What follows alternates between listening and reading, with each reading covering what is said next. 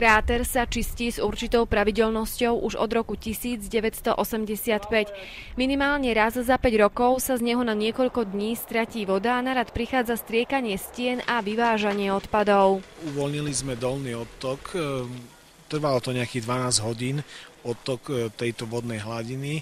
Potom sme zobrali striekačku požiarnickú a naše čerpadlá, vystriekali sme steny krátera zvnútra a znovu sme túto vodu vypúšťali do odtoku.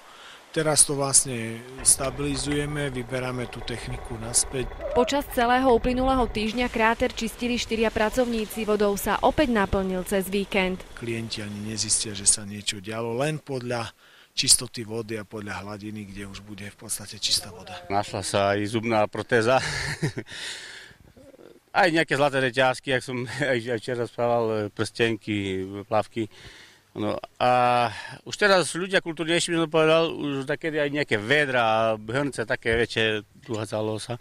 Teraz nie, už je to vidieť, že ľudia si to vážia už teraz. V dedine sa hovorí, že po druhej svetovej vojne sa na dne krátera našli aj ruské samopaly. Kto vie, čo všetko sa skrýva v usadenom bahne. Kráter totiž nebol vypustený úplne.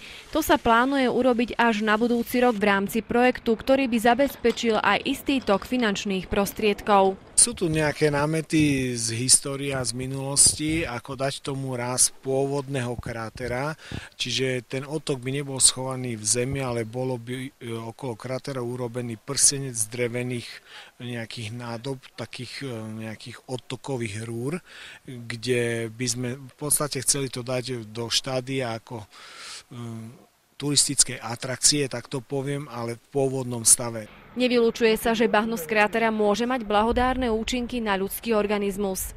Podľa môjho názoru, ja nie som detálny odborník v tom, ale má to prírodzený charakter, čiže nie sú to nejaké biologické odpady, prípadne nejaké chemické, je to prírodného charakteru, čo donesie spodná voda, prípadne čo donesie vietor a zviazaní s vodou vzniká nejaký proces a je to také bahno, je to podobne ako v Piešťanoch alebo v Trenčianskych Tepliciach kúpalisko a zrkadlisko a bahenisko, čiže je to taký jemný muľ a jemné bahno na dne toho krátera.